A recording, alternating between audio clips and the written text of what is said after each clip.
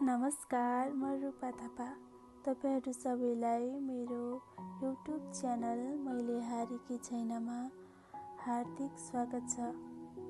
सबैभन्दा पहिले मेरो कथा हेरेर लाइक, कमेन्ट र सब्स्क्राइब गरेर मलाई हौसला दिनुहुने सम्पूर्ण दाजुभाइ तथा दिदीबहिनीहरूलाई मनैदेखि धेरै धन्यवाद। तपाईहरूको साथले नै मैले आफ्नो जीवनका यति पीडादायक अध्यायहरू सुनाउने साहस पाएकी छु।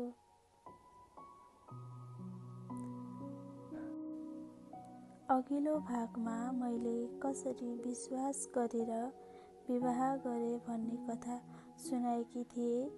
विवाहको दिन मेरो मनमा हजारौं सपना थिए। मलाई लाग्थ्यो अब मेरो जीवन बदलिनेछ। अब माया, साथ र खुसीले भरिएको नयाँ संसार सुरु हुनेछ। तर मलाई कहाँ थाहा थियो र त्यो खुसी धेरै दिन टिक्नेवाला थिएन। सुरुका केही दिन सबै कुरा राम्रो नै थियो। नयाँ घर, नयाँ परिवार, नयाँ जिम्मेवारी, सबै कुरा मेरो लागि नयाँ थियो। म बिहान चाँडै उठ्थे, घरको काम गर्थे, सबैलाई खुसी राख्ने प्रयास गर्थे। मलाई लाग्थ्यो अब यही मेरो संसार हो। उहाँ पनि मलाई धेरै माया गर्नुहुन्थ्यो। उहाँसँग बिताएका ती केही दिन मेरो जीवनका सुन्दर सम्झना मध्ये एक हुन्। मलाई लाग्थ्यो भगवानले अब मेरो दुःखको दिन सकाइदिनु भयो। तर कहिलेकाहीँ जीवनले हामीलाई सबैभन्दा धेरै खुसी भएको क्षण नै सबैभन्दा ठुलो परीक्षा दिने रहेछ। विवाह भएको धेरै समय भएको पनि थिएन। एक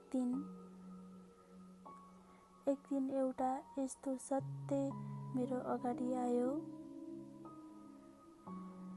जसले मेरो संसार नै एकै छिनमा रोकिदिएको जस्तो भयो। मैले थाहा पाएँ उहाँ लामो समयदेखि एउटा गम्भीर स्वास्थ्य समस्यासँग लडिरहनु भएको रहेछ। यो कुरा मलाई विवाह अघि थाहा नै थिएन। त्यो क्षण मेरो मनभित्र धेरै प्रश्न उठिरहेको थियो। किन मलाई यो कुरा पहिले नै भनिएन? अब हाम्रो भविष्य के हुन्छ? मैले देखेका ती सबै सपना अब के हुन्छन् होला भनेर धेरै बेर रोएँ। अनि आफ्नो मनलाई सम्झाएर एउटा निर्णय गरेँ। अब उहाँ मेरो श्रीमान हुनुहुन्छ। उहाँलाई यो अवस्थामा एक्लै छोड्न सक्दिन।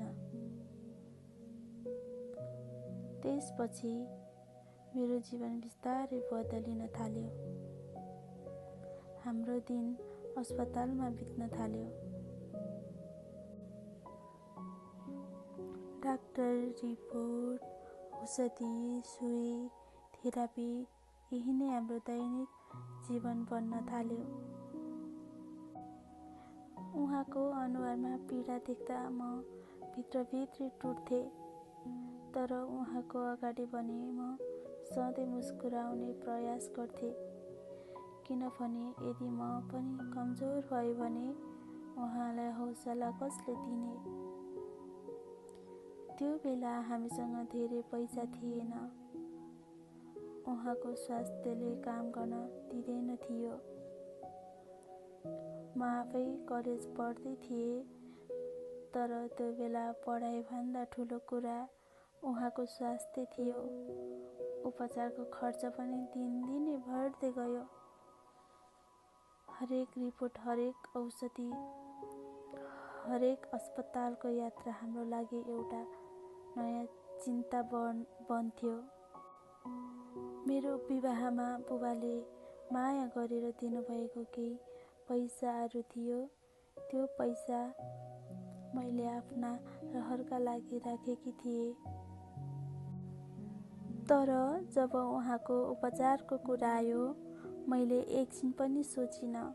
मैले त्यो सबै पैसा उहाँको उपचारका लागि खर्च गरेँ।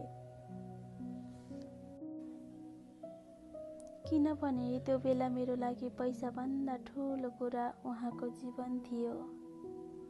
त्यही बेला मैले सानो जब पनि गर्न थालेँ।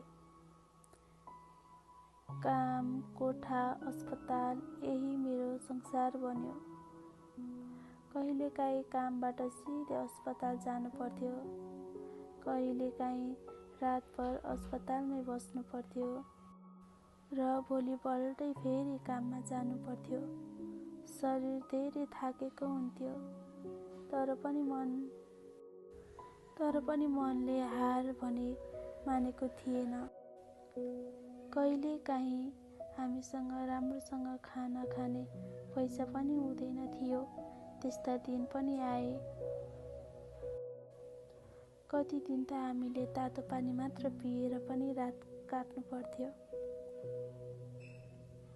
त्यस्तो हुँदा पनि मैले भगवानसँग कहिले गुनासो गरिनँ। मैले भगवानसँग एउटै कुरा माग्थेँ,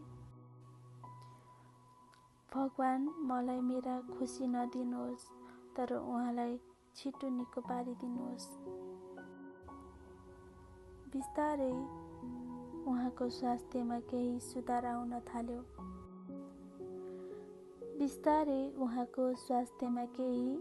आउन थाल्यो। तर त्यसबीच मैले धेरै कुरा गुमाइसकेकी थिएँ।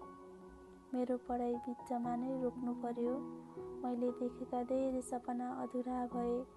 त्यो कठिन समयले मलाई एउटा कुरा सिकायो, जीवनले जति नै ठुलो परीक्षा लिए पनि हामीसँग लड्ने साहस बाँकी रहेसम्म हार मान्नु हुँदैन। मलाई लाग्थ्यो यति धेरै पीडा सङ्घर्ष गरेपछि अब जीवन बिस्तारै सहज हुन्छ होला। उहाँको स्वास्थ्य पनि अलिअलि सुधार हुँदै थियो। मैले पनि भगवानलाई धेरै धन्यवाद दिएकी थिएँ। तर मलाई कहाँ थाहा थियो र मैले जोगाउन खोजेको सम्बन्ध नै फेरि अर्को ठुलो आँधीसँग सामना गर्न जाँदै थिएँ। त्यो आँधीले मेरो विश्वास मात्र होइन, मेरो सपना पनि एक दिन खोज्नेछ भन्ने मैले कल्पना पनि गरेकी थिइनँ। अब बाँकीको कथा म अर्को एपिसोडमा सुनाउने छु। यदि तपाईहरूलाई मेरो कथा मन परिरहेको छ भने कृपया लाइक, कमेन्ट र सब्सक्राइब गरेर साथ दिनुहोला। धन्यवाद। फेरि भेटौँला। बाई।